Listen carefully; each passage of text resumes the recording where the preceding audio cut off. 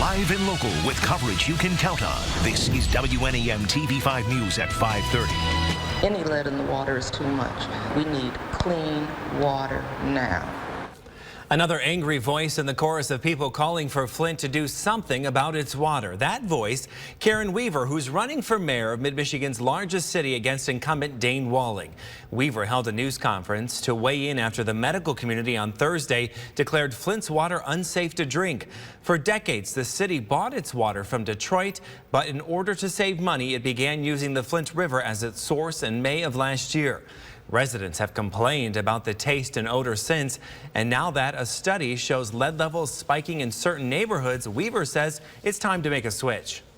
We deserve much better, so we need to go back. We need to go back because it's costing us. Weaver and Walling square off in November. The problems in Flint have leaders calling for the state to help with a solution.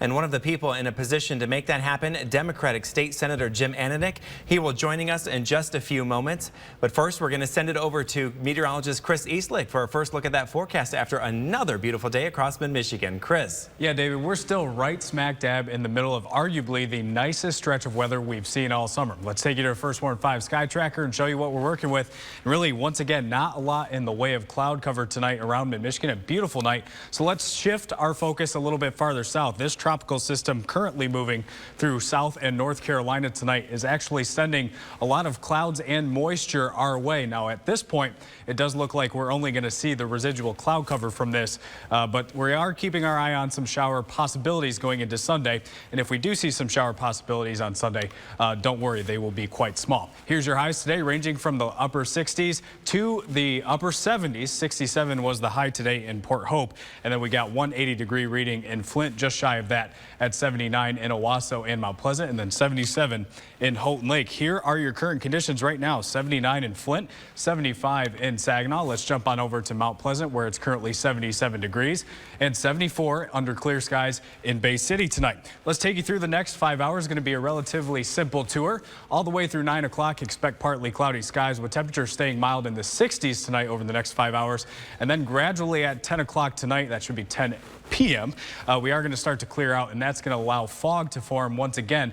But with extra winds on tap tonight, I do not think tomorrow morning's fog is going to be on the same scale as it has been, mostly some low-hanging clouds. Here is the next 3 days. Always important to talk about your weekend. Middle 70s on Saturday, with a few more clouds working their way in on Sunday and Monday before the main rain event moves in on Tuesday. 77 is the high on Monday. So big game tomorrow in East Lansing. CMU facing the Michigan State Spartans. It's going to be a beautiful day for football. Partly cloudy skies, a temperature at 70 degrees. Let's put it all together. Patchy AM clouds and fog tomorrow morning, and then a gorgeous Saturday ahead for any of those football games. We'll time everything out in your full forecast in just a few minutes.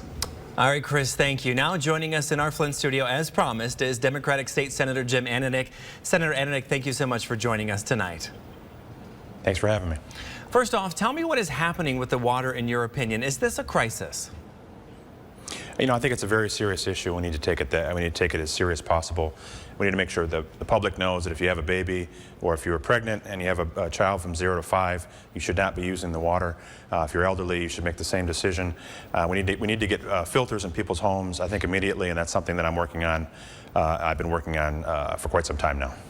And Senator Ananich, you know, you have a website. I'm looking at it right now. It's packed with tips for reducing lead in water, but there's a big push, as you just mentioned, encouraging Flint parents to get their kids tested for lead.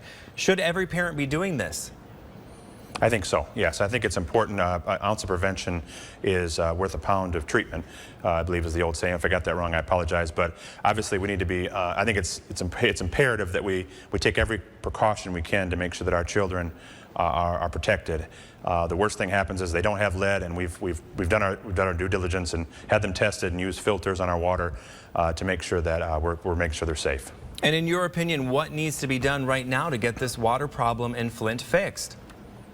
Well, I think my plan and what I'm working on now is trying to raise as much money to get filters in every home, and particularly in homes of children 0 to 5 and pregnant women, folks that are using formula as opposed to breast milk, making sure that they have a filter in their home immediately, making sure that all the information gets disseminated to the public about what they can do to reduce their risk.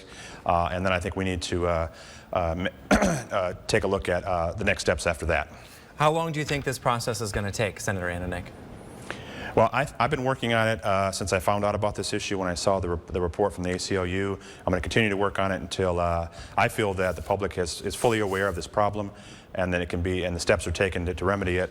I've talked to folks all throughout state government at the highest levels, and I think folks understand the importance and that they've pledged to work with me in solving this, and I'm hopeful that we need to take steps now. So however long it takes is how long we're going to work on it, but I think people need to take steps now to make sure that their loved ones are safe. All right, sir. State Senator Jim Ananich, thank you so much for joining us tonight. Thank you. All right, and of course, we will have continuing coverage on the City of Flint's water situation starting tonight at 6. And for a direct link on how to safeguard your family from Senator Ananich's website, just go to WNEM.com, click on the Flint Water Info hot link. Well, across Michigan tonight, Attorney General Bill Schuette is asking for counties to report the number of untested rape kits. Schuette says it's the state's first step of covering the cost to eliminate an unknown backlog of untested sexual assault kits statewide. The state budget that takes effect next week includes $1.7 million to process the old boxes of evidence in 82 different counties. State health officials have confirmed this year's first death related to the West Nile virus. The Oakland County Health Department announced today that an 81-year-old woman has died from complications from the virus. Several cases of the illness carried by mosquitoes have been found in Macomb, Monroe, and Ottawa counties. Officials urge people to protect themselves by applying insect repellent and wear long-sleeve shirts and pants while outdoors. Pope Francis's historic tour of the East Coast is making waves across the nation and right here in mid-Michigan. The pontiff wraps up his visit in the Big Apple today and tomorrow heads to Philadelphia. And following the Pope on his tour and representing mid-Michigan as well as Bishop Sestone of the Catholic Diocese of Saginaw. Now, we spoke to him today about seeing the Pope. Just being in the room, you feel the excitement and you feel the electricity of this great man. And I guess as a bishop, it feels even different because my responsibility as a bishop and as a shepherd leaves me directly responsible and accountable to the Holy Father. Now, tomorrow the Pope will participate in the World Meeting of Families. It's the event the pontiff has called the primary reason for his trip to the U.S. Well, homecoming is in the air tonight as several high schools celebrate the age-old tradition of team spirit, welcoming home alumni. WNEM-TV5's Gino Vici is in Grand Blanc, where festivities are underway. Isn't that right, Gino?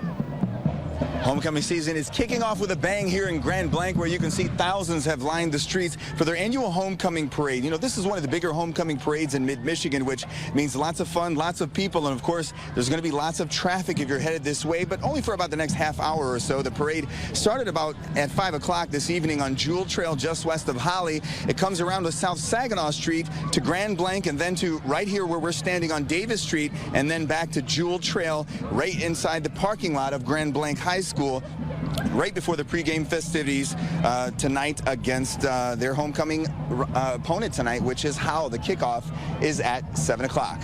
We're live in Grand Blanc. Gino Vici, WNEM-TV5. Back to you. Looks fun, Gino. Thank you. And remember, we want to see your homecoming pictures. You can post them on our Facebook page or email them to WNEM@WNEM.com. And for busy moms this homecoming season, if you have a question, time-saving idea, or just something you want to share with other moms, tweet it or post it on our Facebook page with the hashtag #WhereMomsMeet. An aging infrastructure is part of the blame when it comes down to the ongoing Flint water crisis. So how does yours match up at home? Find out tonight at 6. I believed him. I truly believed him. A family shaken after falling victim to a growing scam called virtual kidnapping. What you need to know. Plus, professional video gaming is coming to network television. Those details still ahead, but first. People in mid-Michigan line up outside stores to get their hands on the new iPhone. Hear from some of them coming up.